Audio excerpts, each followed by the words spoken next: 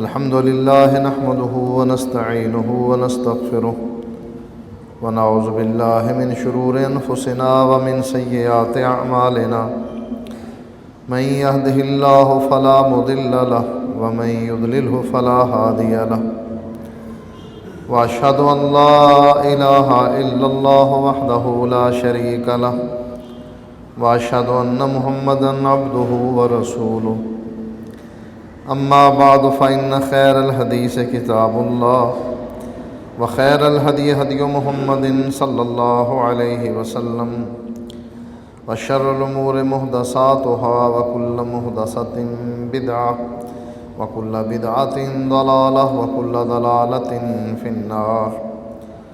أعوذ بالله السميع العليم من الشيطان الرجيم. بسم الله الرحمن الرحيم.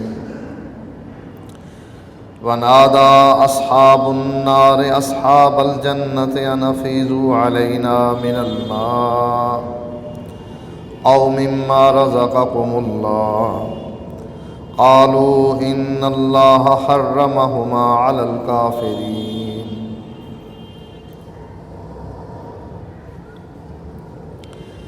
پچھلے جمعے آپ نے جنت کے بارے میں سنا کہ اللہ تعالیٰ نے یہ جنت بنائی ہی ایسی ہے کہ ہر آدمی کا دل چاہتا ہے کہ وہ رب کی اس جنت میں داخل ہو جائے، چاہے وہ مسلمان ہے یا کافر ہے، اللہ کو مانتا ہے یا نہیں مانتا. حتیٰ کہ ہندو اور سکھ بھی یہ عقیدہ رکھتے ہیں کہ ہمارے مرنے والے جنت میں جاتے ہیں. اس جنت کے بارے میں اللہ تعالیٰ فرماتا ہے مثل الجنت التی وعد المتقون،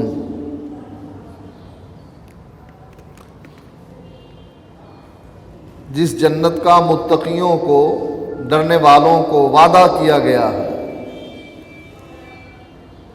فیہا انہار من ماء غیر آسن، اللہ تعالیٰ نے اس میں پانی کی نہریں جاری کی ہیں. ایسا پانی ہے غیر آسن، جو سڑنے والا نہیں. پانی کو یا کسی مشروب کو کچھ وقت گزر جائے اس میں بدبو پیدا ہو جاتی ہے، پانی کا رنگ بدل جاتا ہے، ذائقہ بدل جاتا ہے. لیکن اللہ تعالیٰ نے جنت میں جو نہریں جاری کی ہیں پانی کی، فرمایا وہ بدبو پیدا نہیں ہوگی اس پانی میں. وَأَنْهَارٌ مِّن لَبَنٍ لَمْ يَتَغَيَّرْ طَعْمُهُ،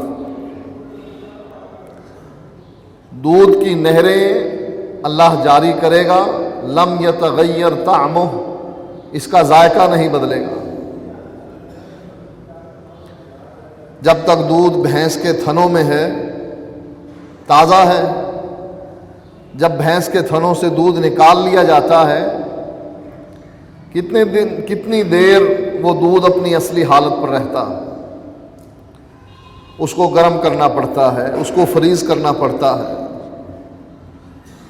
لیکن اللہ تعالیٰ نے جنت میں جو نہریں جاری کی ہیں وہ دودھ کی ایسی نہریں ہیں، چاہے اس دودھ کو کتنا ہی عرصہ کیوں نہ ہو وہ سڑنے والا، بدبودار ہونے والا نہیں ہے. وَأَنْهَارٌ مِّنْ خَمَرٍ لَذَّةٍ لِّلشَّارِبِينَ وَأَنْهَارٌ مِّنْ خَمَرٍ، اور نہریں ہوں گی من خمر، شراب کی، لذت للشاربین، جو پینے والوں کے لیے لذت دیں گی. جیسے ایک جگہ فرمایا اس سے انسان کا سر نہیں چکرائے گا، پینے کے بعد اول فول نہیں بکے گا، بلکہ وہ شراب کی ایسی نہریں ہوں گی جس میں ایسی شراب ہوگی جو پینے والوں کو مزہ دے گی. وَأَنْهَارٌ مِّنْ عَسَلٍ مُّصَفًّى، اور شہد کی نہریں ہوں گی صاف شفاف. وَلَهُمْ فِيهَا مِنْ كُلِّ الثَّمَرَاتِ، اور ہر قسم کے پھل ہوں. پانی بدبودار نہ ہونے والا، دودھ کا ذائقہ نہ بدلنے والا، شراب پینے میں لذت دار، سر نہ چکرانے والا۔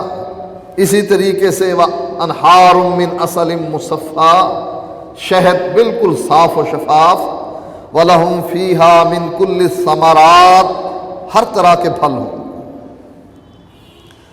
اس کے علاوہ وَمَغْفِرَةٌ مِّن رَبِّهِمْ، اور جنتیوں کے رب کی طرف سے مغفرت ہوگی، اللہ کی رضا حاصل ہوگی۔ اب یہ ساری چیزیں اللہ تعالیٰ ذکر کرنے کے بعد فرماتا ہے کمن ہوا خالد فی النار، یہ جو چیزیں ہیں یہ بہتر ہیں، جنت میں جو نعمتیں ہیں یہ بہتر ہیں، کمن ہوا خالد فی النار، یا وہ آدمی بہتر ہے جو ہمیشہ ہمیشہ کی جہنم میں ہے، ہمیشہ آگ میں جل رہا۔ یہ جو جنت میں چلا گیا یہ بہتر ہے، کمن ہوا خالد فی النار، یا جو ہمیشہ کے لیے جہنم میں داخل ہو گیا وہ بہتر ہے۔ وَسُقُوا مَاءً حَمِيمًا، اس کو کھولتا ہوا پانی پلایا جائے گا۔ فَقَطَّعَ أَمْعَاءَهُمْ، اس پانی پینے کی وجہ سے اس کے جسم میں جو انتڑیاں ہیں کٹ کٹ کر اس کے جسم سے باہر نکل جائیں۔ رب کی وہ جنت ہے جس میں ہر قسم کی نعمتیں ہیں، اور رب کی وہ جہنم ہے جس میں کھولتا ہوا پانی ہے، جس کے پینے سے انتڑیاں کٹ کر جسم سے باہر نکل جائیں۔ اللہ ان دونوں کا موازنہ کرواتا ہے، فیصلہ کرو، جنت چاہتے ہو رب کی یا جہنم؟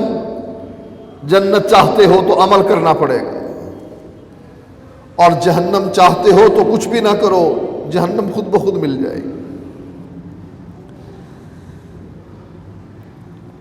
فرمایا وَنَادَى أَصْحَابُ الْجَنَّةِ وَنَادَى أَصْحَابُ النَّارِ أَصْحَابَ الْجَنَّةِ، دوزخی جہنم میں پڑے ہوئے کھولتا ہوا پانی جب پئیں گے تو ان کو یاد آئے گا کہ اللہ تعالیٰ نے متقین سے جنت کا وعدہ کیا ہے، وہیں سے جہنم سے ہی پکاریں گے۔ وَنَادَى أَصْحَابُ النَّارِ أَصْحَابَ الْجَنَّةِ، جہنمی جنتیوں کو پکاریں گے، کیا کہیں گے؟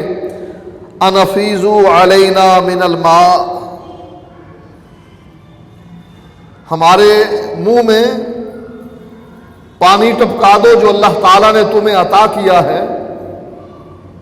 اور مما رزقکم اللہ، یا وہ کھانا جو اللہ تعالیٰ نے تم کو عطا کیا ہے وہی کچھ دے دو، کیونکہ جہنم میں کھولتا ہوا پانی ہے، ٹھنڈا مشروب نہیں پیاس بجھانے کے لیے، کھانے کے لیے تھور کا درخت ہے، لا یسمن ولا یغنی من جوع، جو جسم میں توانائی بھی پیدا نہیں کرے گا، بھوک کو بھی کفایت نہیں کرے گا۔ جہنمی جنتیوں کو کہیں گے ہم منہ اپنا اوپر اٹھاتے ہیں، انفیضوا علینا من الماء، تم اوپر سے پانی ہمارے حلقوں میں ٹپکا دو، اور مما رزقکم اللہ، یا جو اللہ تعالیٰ نے تم کو رزق دیا ہے وہی رزق ہمیں کھلا دو۔ قالوا ان اللہ حرمہما علی الکافرین، جنتی جہنمیوں کو جواب دیں گے ان اللہ حرمہما علی الکافرین، اللہ تعالیٰ نے پانی پینے والا اور کھانا کھانے والا ان دونوں چیزوں کو جہنمیوں پر حرام کر دیا، ہم نہیں دے سکتے۔ کون سے جہنمی؟ الذین اتخذوا دینہم لہوا ولعبا، وہ جہنمی جنہوں نے اپنے دین کو کھیل تماشا بنا رکھا تھا، دل چاہے مانو دل چاہے نہ مانو،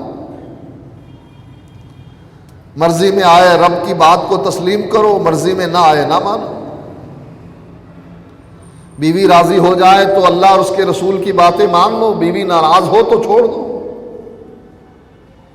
کاروبار میں نقصان نظر آنے لگے تو سود لے لو، جوا کھیل لو، دل کرتا ہے قرآن کی بات مانو، دل کرتا ہے نہ مانو، کھیل تماشا ہے قرآن۔ اللہ نے فرمایا اللہ نے کن کافروں پر کھانا پینا جنت کا حرام کیا ہے؟ جنہوں نے دین کو کھیل تماشا بنا رکھا تھا۔ وغرتہم الحیات الدنیا، دنیا کی زندگی نے ان کو دھوکے میں ڈال رکھا تھا۔ بس یہ دنیا ہی دنیا ہے۔ ہم سب لوگ جتنے ہم نمازی یہاں نماز پڑھنے کے لیے اکٹھے ہوتے ہیں، الا من رحم ربی، ہر آدمی دنیا میں اتنا مگن ہے کہ دین کی کوئی فکر نہیں اس کو۔ مشکل سے 4-5 نمازوں کے لیے ٹائم نکالتا ہے، فجر تو بستر پر ہی ہو جاتی ہے، 4 نمازوں کے لیے کوشش کر کے مسجد میں آ جاتا ہے۔ یہ بہت بڑا کام کرنے والا، یہ پکا نمازی، یہ دیندار، باقی جو زندگی ہے، یہ 1 گھنٹے کا ٹائم جو مسجد میں 5 نمازوں کے لیے صرف ہوتا ہے، اس کے علاوہ باقی کی جو زندگی ہے، وغرتہم الحیات الدنیا، دنیا کی زندگی نے دھوکے میں ڈال رکھا ہے ہم سب کو۔ صبح سے لے کے شام تک ہم کیا کرتے ہیں؟ دین کے کام، یا پھر اتنی دنیا کماتے ہیں جتنا شام کو کھا لیا جائے، یا ہم بینک بیلنس بناتے ہیں، کوٹھیاں خریدتے ہیں، جائیدادیں بناتے ہیں، دنیا کی جتنی آسائشیں ہیں اکٹھی کرتے ہیں۔ حقیقت یہ ہے کہ ہم تمام کے تمام مسلمان دین سے غافل، دین تو بس وہ سرسری سا رہ گیا۔ اللہ فرماتا ہے یہ وہ کافر ہیں جن پر کھانا پینا میں نے جنت کا حرام کیا، جن کو دنیا کی زندگی نے دھوکے میں ڈال دیا، دنیا میں دھوکے میں پڑے رہے۔ اللہ فرماتا ہے فَالْيَوْمَ نَنْسَاهُمْ كَمَا نَسُوا لِقَاءَ يَوْمِهِمْ هَٰذَا، آج ہم تم کو بھول گئے۔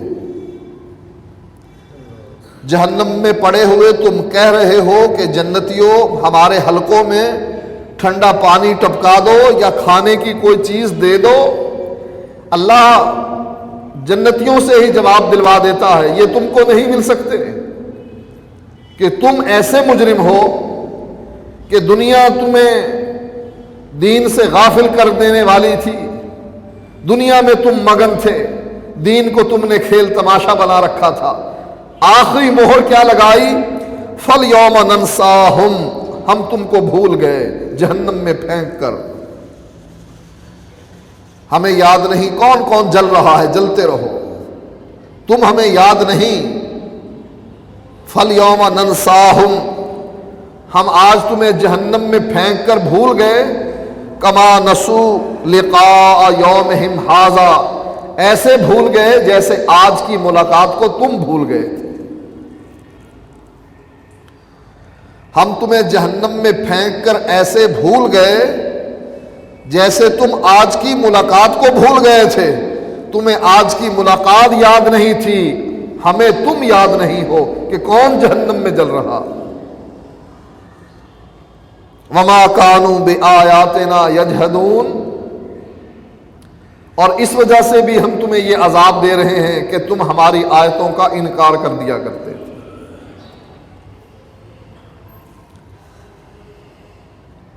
ایک اور جگہ پر اللہ تعالیٰ جنتیوں اور جہنمیوں کی آپس کی گفتگو بیان فرماتا ہے۔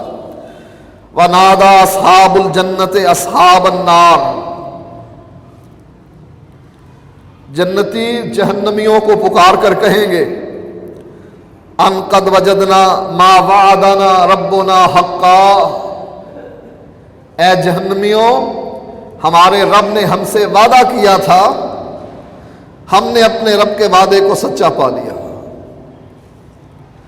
فَهَلْ وَجَدْتُمْ مَا وَعَدَ رَبُّكُمْ حَقًّا، کیا تم نے بھی اپنے رب کے وعدے کو سچا پایا ہے؟ ہم نے تو اپنے رب کے وعدے کو سچا پا لیا، جنت کی نعمتیں ہم استعمال کر رہے ہیں، لیکن یہ بتاؤ کیا تمہیں بھی اللہ نے وعدہ دیا تھا جہنمیوں کیا تم نے بھی اپنے رب کے وعدے کو سچا پا لیا ہے؟ یہاں نعمتیں ہیں، وہاں عذاب ہے، یہاں دودھ کی نہریں ہیں، پانی کی نہریں ہیں، شہد کی نہریں ہیں، وہاں پیپ اور کچلہو ہے، زخمیوں کے زخموں کا دھون ہے، وہاں کھولتا ہوا پانی ہے۔ فَهَلْ وَجَدْتُم مَّا وَعَدَ رَبُّكُمْ حَقًّا، کیا تم نے بھی اپنے رب کے وعدے کو سچا پا لیا ہے؟ کیا تمہیں بھی کھولتا ہوا پانی مل رہا ہے؟ جہنم کے لپکتے ہوئے شعلے تمہارے جسموں کو جھلس رہے ہیں؟ کیا جہنم کی آگ اوپر نیچے سے تمہیں پکڑ رہی ہے؟ قالوا نعم، جہنمی جواب میں کہیں گے جنتیوں ہاں، ہم نے بھی اپنے رب کے وعدے کو سچا پا لیا۔ پھر اللہ فیصلہ سنا دے گا، فَأَذَّنَ مُؤَذِّنٌ بَيْنَهُمْ، ان دونوں کی گفتگو کے درمیان ایک آواز دینے والا آواز دے گا۔ فَأَذَّنَ مُؤَذِّنٌ بَيْنَهُمْ، ان دونوں کی گفتگو کے درمیان آواز دینے والا آواز دے گا کیا؟ اللعنۃ اللہ علی الظالمین، ظالموں پر اللہ تعالیٰ کی لعنت۔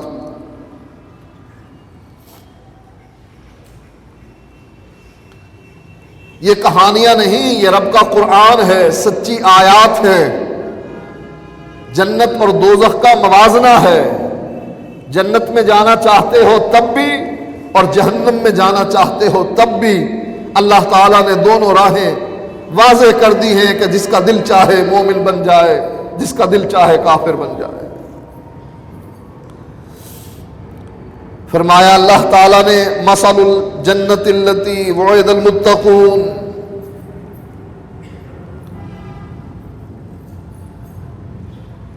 جس جنت کا وعدہ اللہ تعالیٰ نے جنتیوں کو دیا ہے، متقیوں کو دیا ہے، پرہیزگاروں کو دیا ہے، وہ کیسی ہے؟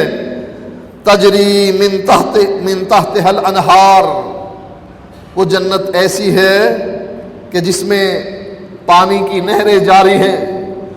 اوکلھا دائم وظلھا، اوکلھا دائم، اس کا میوہ ہمیشہ کے لیے ہے، بالکل قریب ہے، ہاتھ درخت پر چڑھنے کی ضرورت نہیں، لیٹے ہوئے ہو خوشہ تمہارے منہ کے قریب آ جائے گا، توڑ توڑ کر کھا لو۔ اوکلھا دائم، اس کا میوہ دائمی ہے، وظلھا، اور اس کا سایہ بھی دائمی ہے۔ تلک عقبی الذین اتقوا، یہ انجام ہے اللہ تعالیٰ سے ڈرنے والوں کا۔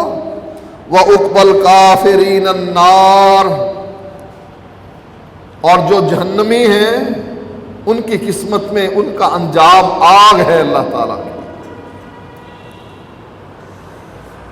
فرمایا اذا رأتهم من مکان بعید سمعوا لها تغیظا وزفیرا، جب یہ جہنم جہنمیوں کو دیکھے گی، دور سے دیکھے گی، من مکان بعید، دور سے دیکھے گی، سمعوا لها تغیظا وزفیرا، یہ جہنمی جہنم کا غصے سے بپھرنا اور دھاڑنا سنیں گے۔ جب جہنم جہنمیوں کو دور سے دیکھے گی، دیکھ کر غصے سے بپھرے گی اور دھاڑے گی، اور جہنمی اس کی دھاڑ سنیں گے، اس کا بپھرنا دیکھیں گے۔ اذا القوا فیہا سمعوا لہا شہیقا وہی تفور، اور جب جہنمیوں کو جہنم میں پھینکا جائے گا، سمعوا لہا شہیقا وہی تفور، وہ اس کا دھاڑنا سنیں گے، وہی تفور، اور یہ غضب سے اچھل رہی ہوگی، جوش غضب سے اچھل رہی ہوگی۔ تکاد تمیز من الغیظ، ایسے لگے گا کہ جیسے یہ غصے سے پھٹ جائے گی۔ جہنم جب جہنمیوں کو دیکھے گی، پہلے بفرے گی، پھر دھاڑے گی، اور یہ جہنمی اس کا بفرنا دیکھیں گے، اس کا دھاڑنا سنیں گے، اور جب جہنمیوں کو جہنم میں پھینک دیا جائے گا، یہ جہنمی اس کی دھاڑ سنیں گے۔ وہی تفور، اور غصے سے، جوش غضب سے یہ اچھل رہی ہوگی. تقاض و تمیز من الغیظ، اللہ فرماتا ہے ایسے لگے گا جیسے یہ غصے سے پھٹ جائے. ایک اور جگہ فرمایا وَإِذَا أُلْقُوا مِنْهَا مَكَانًا ضَيِّقًا، وَإِذَا أُلْقُوا مِنْهَا مَكَانًا ضَيِّقًا، جب ان جہنمیوں کو جہنم کی تنگ جگہ میں پھینک دیا جائے گا. مقرنین، اور جب ان کو پھینکا جائے گا ان کی حالت یہ ہوگی ان کو زنجیروں میں جکڑ دیا گیا. جیسا اللہ قرآن مجید میں ارشاد فرماتا ہے 70 گز زنجیر لائی جائے گی اور 70 گز زنجیر کے اندر اس کو جکڑ دیا جائے گا، اور جکڑنے کے بعد پھر جہنم میں پھینکا جائے گا. ایک تنگ جگہ جہنم کی اور ایک زنجیروں میں جکڑا ہوا. دعوا ہنالک ثبورا، وہاں پر جا کر یہ موت کو پکاریں گے اے کاش ہمیں اس حالت میں موت آ جائے اور ہماری جان چھوٹ جائے. اللہ فرماتا ہے لا تدعوا اليوم ثبورا واحدا وادعوا ثبورا کثیرا. اللہ فرمائے گا ایک موت کو نہ پکارو، بہت سی موتوں کو پکارو.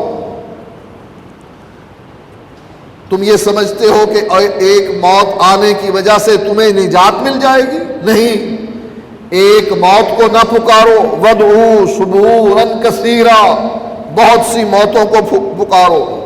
قل، اللہ کے نبی کو اللہ فرما کیا رہا ہے؟ قل، اے نبی اب ان کو بتا دے اذالک خیر، کیا یہ جہنم بہتر ہے جس میں طرح طرح کے عذاب جو جہنمیوں کو دیے جا رہے ہیں وہ تم نے سن لیے. اذالک خیر، کیا یہ بہتر ہے ام جنت الخلد التی وعد المتقون، یا ہمیشہ کی وہ جنت بہتر ہے جس کا وعدہ اللہ تعالیٰ نے متقی سے کیا ہے. اب یہ موازنہ کرتے جائیں آپ جنت کا اور جہنم کا کہ کیا چاہیے آپ کو. دل تو چاہتا ہے جنت میں داخل ہونے کو، لیکن کیا جنت میں داخل ہونے کی تیاری کر لی ہے؟ اللہ فرماتا ہے ام حسبتم ان تدخلوا الجنہ، تمہارا کیا خیال ہے تمہیں جنت میں ویسے ہی داخل کر دیا جائے گا؟ وَلَمَّا يَأْتِكُمْ مَثَلُ الَّذِينَ خَلَوْا مِن قَبْلِكُمْ، اب تک تو تمہاری وہ حالت نہیں بنی جو اس سے پہلے لوگوں کی بنی تھی. کیا ہوا تھا ان کو؟ مَسَّتْهُمُ الْبَأْسَاءُ وَالضَّرَّاءُ، ان کو دکھ اور تکلیف نے گھیر لیا تھا، بیماریوں نے گھیر لیا تھا، پریشانیوں نے گھیر لیا تھا. وَزُلْزِلُوا، اور ان کو جھنجھوڑا گیا تھا. حَتَّى يَقُولَ الرَّسُولُ وَالَّذِينَ آمَنُوا مَعَهُ، یہاں تک کہ رسول پکار اٹھے، مومن پکار اٹھے مَتَىٰ نَصْرُ اللَّهِ، اللہ کی مدد کب آئے گی؟ أَلَا إِنَّ نَصْرَ اللَّهِ قَرِيبٌ، ان کو بتا دو اللہ کی مدد قریب ہے. جنت میں جانے کے لیے ہر آدمی کا دل چاہتا ہے. اللہ فرماتا ہے کہ تمہارا یہ خیال ہے کہ اللہ تمہیں ویسے ہی جنت میں داخل کر دے گا جب تک کہ تم پر وہ وقت نہیں گزرا جو اس سے پہلے لوگوں پر گزرا تھا. کیا ہوا تھا؟ مَسَّتْهُمُ الْبَأْسَاءُ وَالضَّرَّاءُ، دکھ اور تکلیف نے ان کو گھیر لیا تھا، پریشانیوں اور بیماریوں نے ان کو گھیر لیا تھا. وَزُلْزِلُوا، اور ان کو جھنجھوڑا گیا تھا. حَتَّى يَقُولَ الرَّسُولُ وَالَّذِينَ آمَنُوا مَعَهُ، یہاں تک کہ رسول بھی پکار اٹھا، مومن بھی پکار اٹھے مَتَىٰ نَصْرُ اللَّهِ، اللہ کی مدد کب آئے گی؟ أَلَا إِنَّ نَصْرَ اللَّهِ قَرِيبٌ، اے نبی ان کو بتا دے اللہ کی مدد قریب ہے.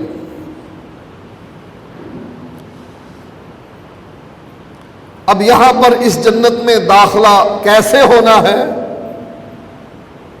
ہر آدمی کا اپنا ایک معیار ہے۔ وہ سمجھتا ہے کہ اس طریقے سے میں جنت میں چلا جاؤں گا، 2 نمبر طریقہ اختیار کر لوں گا، پیر کو راضی کر لوں گا، فقیر کو راضی کر لوں گا، میں جنت میں چلا جاؤں گا۔ ایسے ہی اللہ تعالیٰ نے یہودیوں کا نظریہ قرآن میں بیان کیا، وَقَالُوا لَن يَدْخُلَ الْجَنَّةَ إِلَّا مَنْ كَانَ هُودًا أَوْ نَصَارَىٰ، جنت میں یا یہودی داخل ہوں گے یا عیسائی داخل ہوں گے۔ یہ ان لوگوں کا خیال تھا کہ جنت صرف یہودیوں کے لیے بنی ہے یا عیسائیوں کے لیے بنی ہے۔ اللہ فرماتا ہے تِلْكَ أَمَانِيُّهُمْ، یہ ان کی آرزویں ہیں، یہ ان کی تمنائیں ہیں۔ قُلْ هَاتُوا بُرْهَانَكُمْ إِن كُنتُمْ صَادِقِينَ، اللہ فرماتا ہے قل، اے نبی ان کو کہہ دے، ہاتو برہانکم، دلیل لے آؤ، ان کنتم صادقین، اگر تم سچے ہو اپنے دعوے میں کہ یہودی یا عیسائی ہی جنت میں جائیں گے تو اس کی دلیل لے آؤ۔ جیسے کوئی آج کے دور میں کہے کہ جنت میں صرف وہ جائے گا جو بریلی کو چلے، یا جنت میں وہ جائے گا جو دیوبند کو چلے، یا جنت میں وہ جائے گا جو کوفے کو چلے، یا جنت میں وہ جائے گا جو بغداد کو چلے، یا جنت میں وہ جائے گا جو مصر کو چلے۔ ہم کیا کہتے ہیں؟ قل ہاتوا برہانکم ان کنتم صادقین، دلیل لے کر آؤ۔ اللہ نے کہاں فرمایا ہے کہ ان شہروں اور ان کی طرف منسوب مذاہب کی طرف کے اوپر چلنے سے جنت ملتی ہے؟ اللہ نے قرآن میں کہاں فرمایا ہے؟ نبی کی حدیث میں کہاں ہے؟ اگر کوئی ہماری بات کو لے کر کہے تم بھی تو یہ کہتے ہو جو قرآن و حدیث پر چلے وہ جنت میں جائے گا، ہاں اللہ کی قسم وہ جنت میں جائے گا جو اللہ کے قرآن پر چلے، محمد الرسول اللہ کے فرمان پر چلے۔ اس کی دلیل رب کا قرآن ہے خود، اس کی دلیل محمد الرسول اللہ کا فرمان ہے جو اللہ تعالیٰ نے اس آیت میں بیان فرمایا، لیس بامانیکم ولا امانی اہل الکتاب، اے مکے کے مشرکو تمہاری تمناؤں اور آرزوؤں سے کچھ نہیں بنے گا، ولا امانی اہل الکتاب، اور اہل کتاب کی تمناؤں اور آرزوؤں سے کچھ نہیں بنے گا۔ من یعمل سوءا یجز بہ، جو بھی برا کام کرے گا اس کو اس برائی کا بدلہ دیا جائے گا۔ ولا یجد لہ من دون اللہ ولی ولا نصیرا، اور قیامت کے دن وہ اللہ کے علاوہ کوئی دوست اور مددگار نہیں پائے گا۔ ومن یعمل من الصالحات من ذکر او انثی، اور جو نیک عمل کرے گا من ذکر او انثی، وہ مرد ہو یا عورت، وَهُوَ مُؤْمِنٌ، اور وہ مومن ہوگا، فَأُولَئِكَ يَدْخُلُونَ الْجَنَّةَ، یہ لوگ جنت میں داخل کر دیے جائیں گے۔ یہودی بننے سے جنت نہیں ملے گی، عیسائی بننے سے جنت نہیں ملے گی، اہل کتاب و مکے کے مشرک بننے سے جنت نہیں ملے گی۔ جنت ملے گی کیسے؟ فرمایا وَمَن يَعْمَلْ مِنَ الصَّالِحَاتِ مِن ذَكَرٍ أَوْ أُنثىٰ، مرد اور عورت جس نے بھی نیک عمل کیے، وَهُوَ مُؤْمِنٌ، شرط یہ ہے کہ وہ ایماندار ہے، شرط یہ ہے کہ وہ عقیدہ توحید پر ہے، شرط یہ ہے کہ اس نے اللہ اور اس کے رسول کی اطاعت کی ہے، فَأُولَئِكَ يَدْخُلُونَ الْجَنَّةَ، یہ لوگ ہیں جن کو جنت میں داخل کر دیا جائے۔ وہ جو ہر جمعے ہم آپ کو سبق سکھاتے ہیں، وَهُوَ مُؤْمِنٌ، ایمان لے آؤ، کس پر؟ قل آمنت باللہ، ایک صحابی اللہ کے نبی سے پوچھتا ہے، اے اللہ کے نبی قل لی، اے اللہ کے نبی مجھے ایک ایسی بات بتلا دیجئے، ایسا نسخہ تجویز کر دیجئے میں آپ کے علاوہ وہ سوال کسی اور سے نہ کروں۔ آپ نے کیا فرمایا؟ قل آمنت باللہ ثم استقم، اے پوچھنے والے جو مضبوط بات ہے وہ یہ یہ کہہ کہ میں اللہ پر ایمان لایا اور پھر ثابت قدم ہو جا۔ اللہ پر ایمان لانا وَهُوَ مُؤْمِنٌ، یہ ہے وہ ایمان جو مطلوب ہے۔ جیسے اللہ پر ایمان لانا مطلوب ہے، ایسے ہی اللہ کے نبی پر ایمان لانا مطلوب ہے۔ لا الہ الا اللہ محمد الرسول اللہ، یہ ایمان ہے، یہ عقیدہ ہے، یہ بنیاد ہے جو ہر جمعے ہم آپ کو بتلاتے ہیں، جس کو مان کر فَأُولَٰئِكَ يَدْخُلُونَ الْجَنَّةَ، ان لوگوں کو جنت میں داخل کر دیا جائے گا۔ کیا ہے؟ توحید اور رسالت، دو چیزیں ہیں عقیدے میں، توحید اور رسالت دو چیزیں ہیں، اس پر ایمان لے کر آنا ہے۔ پھر امر صالح کرنے ہیں، نماز، روزہ، حج، زکوٰۃ، ارکان اسلام پر عمل کرنا، اس پر عمل کرنے سے جنت ملتی ہے۔ لیکن اس کے ساتھ اللہ نے یہ بات تو واضح کر دی، اگر مومن نہیں، مشرک ہے، نماز پڑھتا ہے لیکن مشرک ہے، روزہ رکھتا ہے لیکن مشرک ہے، حج کے لیے جاتا ہے لیکن مشرک ہے، بیت اللہ کا طواف بھی کرتا ہے اور قبر کے چکر بھی لگاتا ہے، اللہ سے بھی مانگتا ہے اور پیروں سے، مرے ہوئے پیروں سے بھی مانگتا ہے، ایمان لانے کے بعد اللہ کے ساتھ شرک کرتا ہے، اس کے بارے میں فرما دیا اِنَّهُ مَن يُشْرِكْ بِاللَّهِ، جو اللہ کے ساتھ شرک کرے، فقد حرم اللہ علیہ الجنہ، اللہ نے اس پر جنت کو حرام کر دیا، وَمَأْوَاهُ النَّارُ، اور اس کا ٹھکانہ جہنم ہے، وَمَا لِلظَّالِمِينَ مِنْ أَنصَارٍ، اور ظالموں کے لیے قیامت کے دن کوئی مددگار نہیں ہوگا۔ جنت کیسے ملے گی؟ ایمان لا کر اور عمل صالح کر کر۔ اور جنت کیسے نہ ملے گی؟ اگر شرک کرے گا پھر جنت نہیں ملے گی، کیونکہ اللہ تعالیٰ نے جنت کو حرام کر دیا ہے کہ کوئی مشرک جنت میں داخل ہو۔ وَمَأْوَاهُ النَّارُ، ساتھ فرما دیا پھر جائے گا کہاں؟ جنت نہیں ملے گی تو کوئی اور جگہ نہیں چھپنے کی، جائے گا جہنم میں۔ وَمَا لِلظَّالِمِينَ مِنْ أَنصَارٍ، اور پھر اس کا کوئی مددگار بھی نہیں ہو۔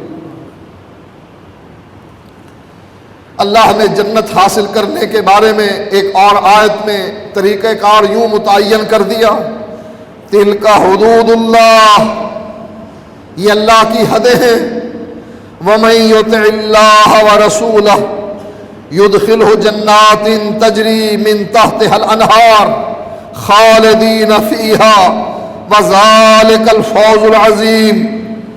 میں نے جیسے آپ سے کہا تھا کہ یہودی اور عیسائی بن کر جنت نہیں ملے گی، صابی بن کر جنت نہیں ملے گی، مختلف شہروں کی طرف منسوب کر کے بنائے گئے مذہب پر چلنے سے جنت نہیں ملے گی۔ اگر کوئی ہم پر اعتراض کرے کہ اللہ اور اس کے رسول کی اطاعت میں جنت کہاں لکھی ہے، تو قرآن کی یہ ہے وہ آیت جس میں اللہ فرماتا ہے وَمَن يُطِعِ اللَّهَ وَرَسُولَهُ يُدْخِلْهُ جَنَّاتٍ، جو اللہ اور اس کے رسول کی اطاعت کرے گا، يُدْخِلْهُ جَنَّاتٍ، اس کو اللہ تعالیٰ جنتوں میں داخل کرے گا، تجری من تحتها الانہار، ایسی جنتیں جس کے نیچے نہریں جاری ہوں گی، خالدین فیہا، اور وہ ہمیشہ ہمیشہ اس جنت میں رہے۔ ڈر ہوتا ہے نا، آپ کو کرائے پر اچھا مکان مل گیا، کرایہ کم ہے، سہولتیں زیادہ ہیں، ہر وقت آپ کو کھٹکا لگا رہتا ہے، ابھی کرایہ دار آئے گا اور کہے گا یا کرایہ بڑھاؤ یا مکان خالی کرو۔ یہ زندگی، یہ کوئی زندگی ہے؟ ہر وقت ڈر لگا رہے، یہ دھڑکا لگا رہے کہ کب آئے اور مجھ کو کہے یہ مکان خالی کرو اور باہر نکلو، کہیں اور جگہ تلاش کرو۔ لیکن اگر آپ کو پتہ لگ جائے کہ یہ مکان کرایہ دار جس میں آپ رہ رہے ہیں، مالک مکان بڑا مہربان ہے، بڑا شفیق ہے، بڑا رحم دل ہے بھی مالدار، کنجوس بھی نہیں، لالچی بھی نہیں، وہ آ کر آپ کو تنگ نہیں کرے گا کہ میاں سامان اٹھاؤ، بلکہ آپ کے لیے اجازت ہوگی کہ رہو جب تک آپ کا دل چاہتا ہے، ہم آپ سے خالی نہیں کروائیں گے، آپ اطمینان سے اس گھر میں رہیں گے کہ پریشانی ہی کوئی نہیں۔ یہاں اللہ تعالیٰ نے بیان فرما دیا کہ اللہ اور اس کے رسول کی اطاعت کے بدلے میں جنت ملے گی۔ جنت بھی کیسی کہ جس میں نہریں جاری ہوں گی، پھر فرما دیا خالدین فیہا، ہمیشہ ہمیشہ رہو گے اس جنت میں، وذالک الفوز العظیم، اور یہ سب سے بڑی کامیابی۔ نماز پڑھنے پر جہنم ملے، روزہ رکھ کر جہنم ملے، زکوٰۃ دے کر جہنم ملے، اپنے مرضی کے بنائے ہوئے عمل کر کے جہنم ملے، اس عمل کا کیا فائدہ؟ آپ جو عمل کر رہے ہو اس پر اللہ کے نبی کی اطاعت کی مہر ہے، اللہ کے نبی نے اسے سر انجام دیا ہے، اگر دیا ہے تو خوش قسمت ہیں، وذالک الفوز العظیم، یہ بڑی کامیابی ہے جس پر آپ رواں دواں ہیں کہ آپ کی نماز محمدی، آپ کا روزہ محمدی، حج کا طریقہ محمدی، زکوٰۃ کا طریقہ محمدی، نکاح اور طلاق کا طریقہ محمدی، معیشت اور معاشرت محمدی، آپ کی سیاست محمدی، ذالک الفوز العظیم، یہ بہت بڑی کامیابی ہے۔ کیوں؟ وَمَن يُطِعِ اللَّهَ وَرَسُولَهُ، کیونکہ آپ اللہ اور اس کے رسول کی اطاعت کر رہے ہیں، جس کی اطاعت کے بدلے میں جنت ملتی ہے، اور یہ بہت بڑی کامیابی ہے۔ لیکن خدا نہ کرے، اللہ نہ کرے، اگر آپ کی لائن بدل گئی، محمدی کی بجائے حنفی، شافی، مالکی، حنبلی، بریلوی، دیوبندی، نقشبندی، قادری، چشتی، سہروردی بن گئی لائن، پھر نماز بیکار، روزہ بیکار، حج بیکار، زکوٰۃ بیکار، نکاح اور طلاق کا طریقہ غلط۔ قیامت کے دن آپ یہ اعمال لے کر اللہ کے حضور میں پیش ہو جائیں، اللہ میں 70 سال نماز پڑھتا رہا، رات کو تہجد بھی پڑھتا رہا، اب اللہ پوچھے گا طریقہ کیا تھا، کس طریقے پر؟ کیا کہیں گے؟ جھوٹ بولیں گے؟ کیا خیال ہے آپ کا؟ اللہ کو دغا دے دیں گے؟ آپ دھوکہ کر لیں گے اللہ سے؟ اللہ اگر پوچھے گا کس طریقے سے میاں پڑھتے رہے نماز، آپ نہیں بولیں گے، اگر آپ جھوٹ بولنے کی کوشش کریں گے اللہ منہ پر مہر لگا دے گا، آپ کے اعضاء بول کر بتائیں گے اللہ حنفی طریقے کی پڑھتا رہا، میں تو ہاتھ زیر ناف رکھتا رہا، رفع الیدین نہیں کرتا تھا، آمین نہیں کہتا تھا، پاؤں سے پاؤں نہیں ملاتا تھا، اگر کوئی ملائے اپنا پاؤں کھینچ لیتا تھا کہ کہیں جراثیم مجھ کو نہ لگ جائیں۔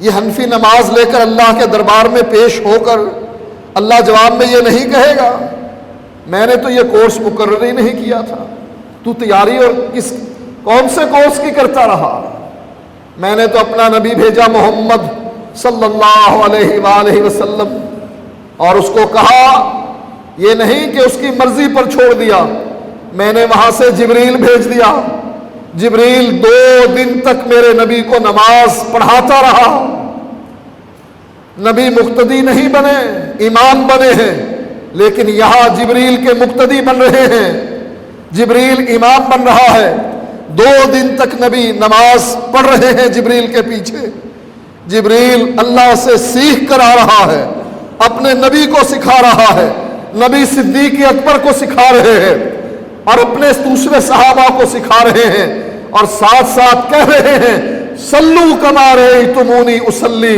نماز اس طریقے سے پڑھنا جس طریقے سے تم نے مجھ کو پڑھتے دیکھا۔ اور ہم اللہ کے نبی کو کیا جواب دیتے ہیں؟ اپنا طریقہ سنبھال کر رکھیے، ہمیں ضرورت نہیں آپ کے طریقے کی، ہمارا طریقہ وہ ہوگا جو ہمارے امام نے ہمیں بتلایا ہے۔ آپ کون ہوتے ہیں طریقہ بتلانے والے؟ اور یہ آوازیں میدان عرفات میں سنائی دی جاتی ہیں جب وہاں امام ظہر اور عصر کی نماز اکٹھے پڑھتا ہے، دو دو رکعت کر کے پڑھتا ہے، ایک آذان اور دو اقامتوں سے پڑھتا ہے، وہاں یہ آوازیں سنائی دی جاتی ہیں۔ عرفات میں خاص کر پاکستان، ہندوستان اور بنگلہ دیش سے جانے والے حاجی بلند آواز سے کہتے ہیں، میاں ان کے پیچھے نماز عصر کی نہ پڑھنا، ظہر کی نماز پڑھ لی بس کافی ہے، عصر کی نماز ہم عصر کے وقت پڑھیں گے اور 4 رکعت ہم ظہر کی پڑھیں گے، 4 عصر کی پڑھیں گے۔ اگر کہا جائے یہ حدیث میں آیا ہے 2 رکعتیں پڑھنا، اکٹھا ظہر اور عصر کو ادا کرنا حدیث میں آیا ہے، تو جواب میں کہتے ہیں نہیں، ہمارے امام نے کہا ہے علیحدہ پڑھی جائے اور 4 رکعتیں پڑھی جائے، اپنے اپنے وقت پر پڑھی جائے، ہم یہ نماز اکٹھی پڑھنے کے لیے تیار نہیں۔ یہ نہیں کہ مولوی یہ ان کو کہیں بھئی وہ بھی حدیث میں آیا ہے، یہ بھی حدیث میں آیا ہے۔ رفع الیدین نہ کرنے کی دلیل ضعیف روایات، بیکار روایات۔ لیکن مولوی کیا کہتے ہیں؟ بھئی ٹھیک ہے، تمہارے پاس صحیح ترین روایات ہیں بخاری اور مسلم کی، ہمارے پاس بھی تو ہے نا ترمذی ابو داؤد کی، تمہارے پاس صحیح اور ہمارے پاس ضعیف ہیں تو صحیح نا۔ یہ ویسے ہی مثال ہے، ایک آدمی سیب لے کر، آم لے کر، خربوزہ لے کر کھڑا ہو اور اس میں کیڑے بل بل کر رہے ہوں، کیڑے اس پھل میں پھر رہے ہوں، باہر اور اندر نکل رہے ہوں، اس کا طواف کر رہے ہوں، اور ایک آدمی کے پاس تازہ پھل، بہترین پھل، اب وہ کیڑے والا کہے میرے پاس بھی تو پھل ہے نا، بے شک کیڑے والا ہے تو صحیح، میاں اگر یہ پھل واقعی تجھے اچھا لگتا ہے کھا، تیرے پیٹ کے اندر یہ گندے کیڑے جائیں گے، ہمارے پاس بہترین پھل ہے۔ بخاری اور مسلم کی صحیح ترین احادیث، جس کے بارے میں علی ابن مدینی فرماتے ہیں کہ جو اس بخاری اور مسلم کی عبداللہ ابن عمر کی حدیث سنتا ہے رفع الیدین کرنے کی، اس پر یہ فرض ہو جاتا ہے کہ فوراً عمل کرے، اس لیے کہ اس کی کڑیاں سونے کی کڑیاں۔ لیکن وہاں میدان عرفات میں یہ آواز بھی نہیں نکلتی کہ تمہارے پاس بھی حدیث ہے، ہمارے پاس بھی حدیث ہے، بلکہ کیا کہتے ہیں؟ ہمارے پاس ہمارے امام کا قول ہے کہ نہیں، ہم نے اکٹھی نہیں پڑھنی۔ ایسے لوگوں کے بارے میں اللہ تعالیٰ نے یہیں پر فرما دیا جہاں فرمایا تھا جو اللہ اور اس کے رسول کی اطاعت کرے گا وہ جنتی ہے، وَذَلِكَ الْفَوْزُ الْعَظِيمُ، اور یہ بہت بڑی کامیابی ہے۔ ساتھ ہی فرما دیا وَمَن يَعْصِ اللَّهَ وَرَسُولَهُ، جو اللہ اور اس کے رسول کی نافرمانی کرے، وَيَتَعَدَّ حُدُودَهُ، اور اس کے حدود کو پھلانگے، يُدْخِلْهُ نَارًا، ہم اس کو آگ میں داخل کریں گے، خالدن فیہا، یہ ہمیشہ ہمیشہ آگ میں جلتا رہے گا۔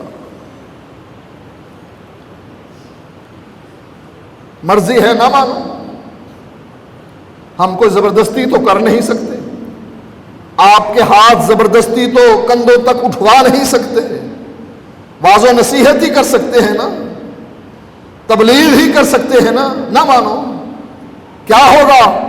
اللہ فرماتا ہے جو میری نافرمانی کرے گا اور میرے رسول کی نافرمانی کرے گا، میری حدوں کو پھلانگے گا، یدخلہ نارا، اس کو تو ہم جنت میں داخل کر دیں گے اور اس کو ہم جہنم میں داخل کریں گے، وہ جنت میں ہمیشہ ہمیشہ کے لیے رہے گا، خالدن فیہا، اور یہ جہنم میں ہمیشہ ہمیشہ رہے گا۔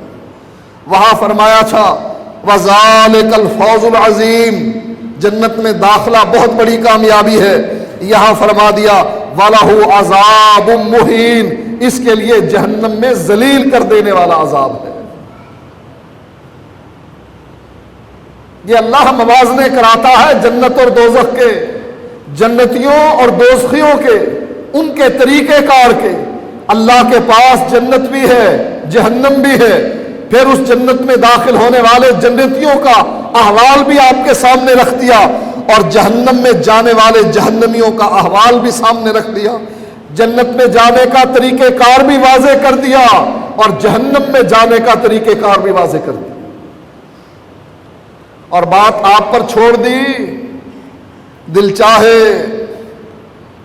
ایمان لے آ، دل چاہے کفر کر لے، دل چاہے اللہ کی اطاعت کر، اس کے رسول کی اطاعت کر، دل چاہے تو اپنے اپنے اماموں کی تقلید کر، دل چاہے تو جنت کے راستے کو اختیار کر، دل چاہے تو جہنم کے راستے کو اختیار کر، تیرے لیے راستے دونوں کھلے۔ شیطان ہو سکتا ہے آپ کو ورغلانے کی کوشش کرے کہ چھوڑو ان باتوں کو، لیکن اس کی قدر و قیمت کل قیامت کے دن جس کی باتیں آپ نے سن لی، وَنَادَى أَصْحَابُ الْجَنَّةِ أَصْحَابَ النَّارِ وَنَادَى أَصْحَابُ النَّارِ أَصْحَابَ الْجَنَّةِ، یہ گفتگو سن لی، یہ باتیں اس وقت آپ کو یاد آئیں گی جب جنتی جہنمیوں سے کہیں گے اللہ نے ہم سے وعدہ کیا تھا، ہم نے تو اللہ کے وعدے کو سچا پایا ہے، فَهَلْ وَجَدْتُمْ مَا وَعَدَ رَبُّكُمْ حَقًّا، کیا تم نے بھی اپنے رب کے وعدے کو سچا پایا ہے؟ یہ باتیں اس وقت آپ کو یاد آئیں گی، اس وقت یاد آئیں گی جب جہنمی جنتیوں کو پکار کر کہیں گے اَنَفِیزُوا عَلَيْنَا مِنَ الْمَاءِ أَوْ مِمَّا رَزَقَكُمُ اللَّهُ، ہمارے حلق میں جنت کا پانی ٹپکا دو یا جنت کا پھل ہمیں کھلا دو، اور آپ جواب میں کہیں گے ان اللہ حرمہما علی الکافرین، اللہ نے یہ دونوں چیزیں جہنمیوں پر حرام کر دی۔ اس وقت یاد کرنے کا کوئی فائدہ نہیں، ابھی وقت ہے، ابھی موقع ہے، ملک الموت ابھی آیا نہیں، آپ کی روح نکلی نہیں، عقل سے سوچو ذرا، نماز تو پڑھنی ہی ہے نا، اگر محمدی طریقے سے پڑھ لو گے تو نقصان کیا ہے؟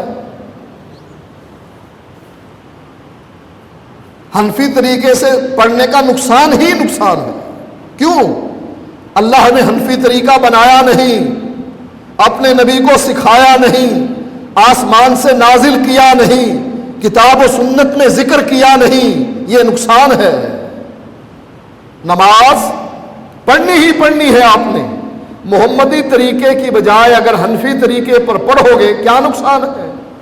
یہ طریقہ قرآن میں نہیں، حدیث میں نہیں، جبریل لے کر آیا نہیں، اللہ نے اپنے نبی کو بتایا نہیں، جبریل نبی کو مقتدی بنا کر وہ طریقہ سکھاتا نہیں، یہ نقصان ہی نقصان ہے۔ اور محمدی طریقے پر پڑھنے سے کیا فائدہ ہے؟ یہ طریقہ اللہ نے قرآن میں ذکر کیا، نبی کی حدیث میں یہ طریقہ آیا، اللہ نے جبریل کو بھیج کر نبی کو یہ طریقہ سکھایا، نبی نے اپنے صحابہ کے سامنے 23 سال تک اس طریقے کو دہرایا، پھر ساتھ حکم دیا صلو کما رأیتمونی اصلی، نماز اس طریقے سے پڑھو جس طریقے سے تم نے مجھ کو پڑھتے دیکھا۔ وَذَلِكَ الْفَوْزُ الْعَظِيمُ، اللہ اور اس کے رسول کی اطاعت بہت بڑی کامیابی ہے، اس کے بدلے میں جنت ملے گی، فائدہ ہی فائدہ۔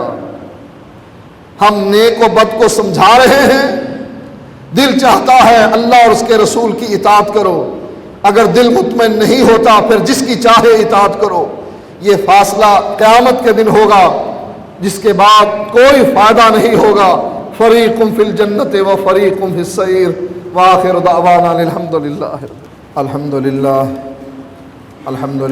نحمده ونستعینه ونستغفره ونعوذ باللہ من شرور انفسنا ومن سیئات اعمالنا، من يهده الله فلا مضل له ومن يضلله فلا هادي له، واشهد ان لا اله الا الله وحده لا شريك له، واشهد ان محمدا عبده ورسوله، اما بعد فان خير الحديث كتاب الله وخير الهدي هدي محمد صلى الله عليه وسلم، وشر الامور محدثاتها وكل محدثة بدعة وكل بدعة ضلالة وكل ضلالة في النار۔ ایک تو السنہ رسالہ آ گیا ہے اور مجلہ دعوت التوحید بھی آ گیا ہے اور نداء الاسلام بھی، یہ تینوں رسالے باہر اسٹال پر موجود ہیں، جس کا دل چاہے خرید لے۔ خطبہ جمعہ مورخہ 29 کا اور باقی خطبہ جمعہ اس کی DVD بھی باہر ہے، اور بریلویت سے تائب ہو کر مسلک اہل حدیث قبول کرنے والے قاری عابد الہی محمدی صاحب کی DVD بھی اسٹال پر موجود ہے۔ مرکز الدعوت الاسلامیہ کی طرف سے مسلمان اور شرک باہر اسٹال پر دستیاب ہے، ہدیہ اس کا 5 روپے رکھا گیا ہے، اس کو خریدیں اور لوگوں میں تقسیم کریں۔ فرض نماز کے بعد ہاتھ اٹھا کر دعا کرنا شریعت محمدی میں جائز ہے یا نہیں؟ اجتماعی دعا کرنا حدیث سے ثابت نہیں ہے، جو آج کل مولویوں کا رواج ہے۔ ایک آدمی بیمار ہے، کینسر کا مریض ہے، اس نے اپنی بیماری کے بارے میں دعا کا کہا ہے، اللہ تعالیٰ اس کو شفائے کاملہ عاجلہ عطا فرمائے۔ نبی پاک نے نماز میں رفع الیدین کے علاوہ اور کتنے طریقے اختیار کیے ہیں؟ بعض کہتے ہیں کہ انہوں نے ہر طریقے سے نماز پڑھی ہے۔ یہ کہنا بالکل جھوٹ ہے کہ ہاتھ باندھ کر بھی پڑھی ہے، ہاتھ چھوڑ کر بھی پڑھی ہے، رفع الیدین کر کے بھی پڑھی ہے، بغیر رفع الیدین کے بھی پڑھی ہے۔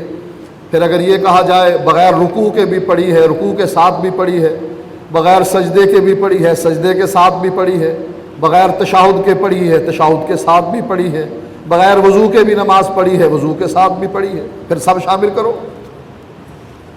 یہ مولویوں کا بنایا ہوا مسئلہ ہے کہ اللہ کے نبی نے ہر ایک طریقے سے پڑھی، نہیں، اللہ کے نبی نے صرف محمدی طریقے سے پڑھی ہے جو جبریل نے آ کر سکھایا۔ کیا کسی بزرگ ہستی کا عرس منانے سے ثواب ملتا ہے یا نہیں؟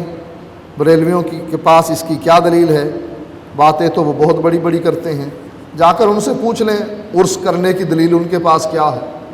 عرس کہتے ہیں شادی کو، عروسی جوڑا یعنی وہ جوڑا جو دلہن شادی کے موقع پر پہنتی ہے۔ اب یہ پیر کی شادی ہر سال کس سے کرتے ہیں؟ یہ ان سے جا کر پوچھ لو کیا دلیل ہے اس کی، وہ بتا دیں گے آپ کو۔ کیا اللہ کے رسول کسی کافر کے خواب میں آ سکتے ہیں؟ اللہ کے رسول کے خواب میں آنے کی شرائط بھی ہیں۔ شیطان رسول کی صورت بن کر خواب میں آ سکتا ہے۔ گھر پریشانی ہے، دعا کریں اللہ تعالیٰ ان کی پریشانی دور کرے۔ خواب میں آنا یہ نبی کے بس میں نہیں، یہ اللہ تعالیٰ کی طرف سے ہوتا ہے، اور اللہ تعالیٰ جس کے خواب میں نبی کو لانا چاہے یہ اللہ کی مرضی ہے، لیکن کنفرم نہیں ہے۔ یہ صرف صحابی کہہ سکتا ہے کہ میں نے اللہ کے نبی کی خواب میں زیارت کی ہے، اس لیے کہ اللہ کے نبی کو صحابی نے دنیا میں دیکھا۔ اسامہ بن لادن کا معاملہ کیا ہے؟ اس کے پاکستان پر کیا اثرات مرتب ہوں گے؟ بریلوی طبقہ فکر جشن منا رہا ہے کہ وہابی دہشت گرد مارا گیا۔ آپ کا اسامہ کے بارے میں کیا نظریہ ہے؟ خوف کی علامت امریکہ کے لیے، برطانیہ کے لیے ان کی نیندیں حرام کرنے والا، پتہ نہیں اس کو کتنی دفعہ یہ ماریں گے۔ پہلے تورا بورا میں مارا تھا، پھر گردوں میں کہ گردوں کے مرض میں مبتلا ہے، مر گیا ہے، اور اس کے بعد پتہ نہیں کتنی مرتبہ یہ اس کو زندہ کریں گے اور کتنی دفعہ ماریں گے۔ اب ایٹا بعد میں مار دیا۔ یہ امامہ کی ڈرامہ بازی ہے۔ الیکشن قریب ہے، وہ افغانستان میں طالبان کے ہاتھوں پٹ رہا ہے، وہاں سے فوجیں نکالنے کے اب بہانے تلاش کر رہا ہے کہ دیکھو میں نے سب سے بڑا دہشت گرد مار دیا، اب یہاں رہنے کا کوئی فائدہ نہیں، بس اب چلتے ہیں۔ یہاں پٹائی ہو رہی ہے، بھاگنا چاہتا ہے اور الیکشن میں اگلی دفعہ کے لیے جیتنا چاہتا ہے۔ یہ ڈرامہ بازی کر رہا ہے۔ یہ کہاں تھا، کہاں پکڑا گیا، کہاں مارا گیا، اس کی کسی کو خبر نہیں ہے، اللہ ہی اس کے بارے میں بہتر جانتا ہے۔ ہم تو یہ دعا کرتے ہیں کہ جو لوگ اس کے لیے دہشت کا سمبل بن گئے ہیں اور ان سے یہ ڈرتا ہے، اللہ ان کو تا دیر زندہ رکھے اور یہ کافر اس کے خوف سے ڈرتے رہیں، کانپتے رہیں۔ شیعہ کہتے ہیں کہ اللہ کی صفاتی نام العلی سے مراد حضرت علی ہیں، اللہ نے اپنا نام ان کے لیے پسند کیا ہے۔ العلی بلند، اللہ تو بلند ہے آسمانوں پر، علی زمین پر ہے، اس لیے علی العلی نہیں بن سکتے۔ جو یہ کہتے ہیں یہ غلط نظریہ رکھتے ہیں۔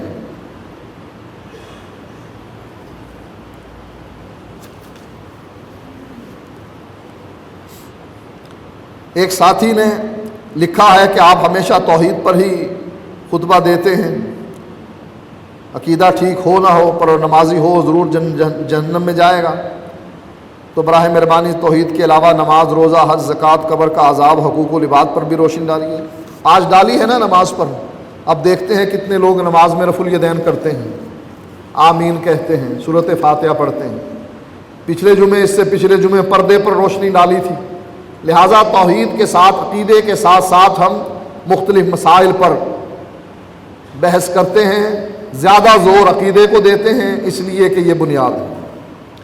کیا ہندوؤں کے ساتھ رہائش اختیار کرنا، کھانا پینا جائز ہے؟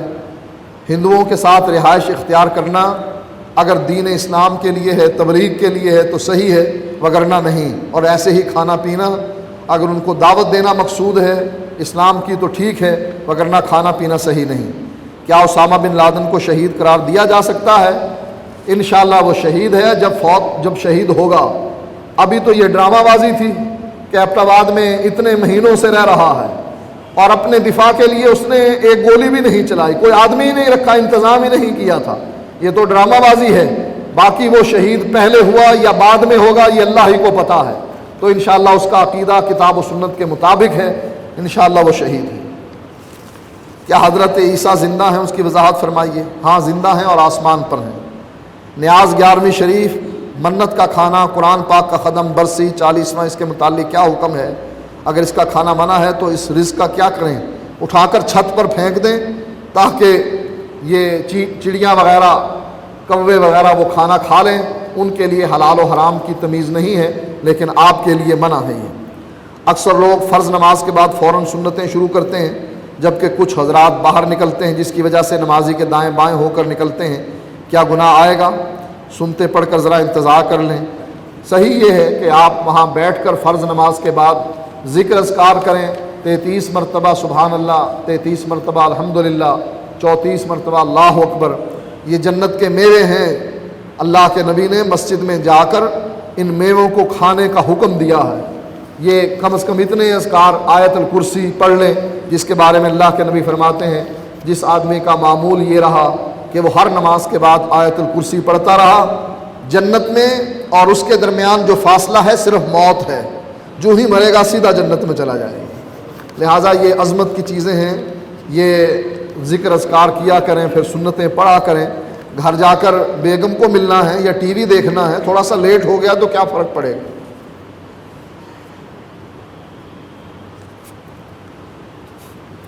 دفنانے کے بعد قبر پر اذان کہتے ہیں، کیا یہ پڑھنی جائز ہے؟ یہ جائز نہیں، اس لیے کہ مردے کو اب نماز پڑھنے کی ضرورت نہیں، دنیا میں جو پڑھ چکا وہ پڑھ چکا، اگر نہیں پڑھتا تھا تو اب جواب دے گا، لہذا اذان دینے کی کوئی ضرورت نہیں۔ کیا یہ حقیقت ہے کہ موسیٰ علیہ السلام نے تھپڑ مار کر حضرت اسرائیل کی آنکھ نکال دی تھی؟ ہاں یہ صحیح ہے، موسیٰ علیہ السلام نے تھپڑ مارا اور ملک الموت کی آنکھ پھوڑ دی تھی۔ طلاق کے بعد اس لڑکی سے شادی ہو سکتی ہے؟ اگر ایک طلاق دی ہے تب بھی ہو سکتی ہے، اگر 3 طلاقیں علیحدہ علیحدہ موقعوں پر دے لیں اب اس سے شادی نہیں ہو سکتی، الا یہ کہ اس کی کہیں اور شادی ہو جائے، پھر وہاں سے طلاق مل جائے، اس کے بعد یہ شادی کی جا سکتی ہے۔ عنایت اللہ شاہ کا کہنا ہے کہ جادو کی کوئی حقیقت نہیں، وہ بھی تو الحدیث مولانا میں، وہ بھی تو اہل حدیث ہے، آپ کا کیا خیال ہے؟ یہ کہہ دینے سے اہل حدیث نہیں بنتا، اگر کوئی حدیث اور قرآن کا انکار کرے تو اسے اہل حدیث نہیں کہنا چاہیے۔ یہ آدمی جادو کا انکار کرتا ہے، جادو کا انکار کرنا قرآن میں بھی ہے، جادو کا ذکر اور حدیث میں بھی ہے، اس کا انکار کرنا کفر ہے، لہٰذا ایک ایسا آدمی جو اس کا انکار کرے وہ مسلمان نہیں۔ ان اللہ یامر بالعدل والاحسان وایتاء ذی القربی وینہی عن الفحشاء والمنکر والبغی یعظکم لعلکم تذکرون۔ سبحان ربک رب العزۃ عما یصفون وسلام علی المرسلین والحمد للہ رب العالمین۔